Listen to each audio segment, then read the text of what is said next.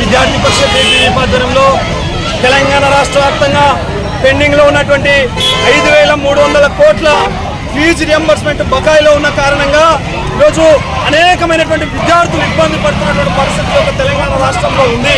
విద్యార్థి పరిషత్ ఒకటే హెచ్చరిస్తా ఉంది, అప్పటి ప్రభుత్వం మంచిగా చేస్తలేదు అని చెప్పి విద్యార్థులు తలుచుకుంటే కొత్త ప్రభుత్వాన్ని ఏర్పాటు చేసుకున్నాం.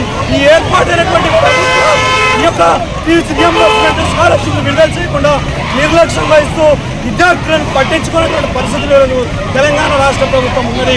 మేము ఒకటే హెచ్చరిస్తా ఉన్నాం, తక్షణమే పెండింగ్ లో ఉన్నటువంటి 5,300 కోట్ల ఫీజులను ఈ యొక్క ప్రభుత్వం విడుదల చేయాలి, విద్యార్థులకు న్యాయం చేయాలని చెప్పి ఏపీ ప్రశ్నిస్తా ఉంది.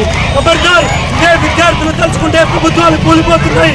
ఇదే తరగతులను పోతే కొద్ది కాలంలో ప్రభుత్వాన్ని కూర్చోడం కోసం విద్యార్థి పరిషత్ ప్రశ్నిస్తుందని చెప్పి తెలియజేస్తాం.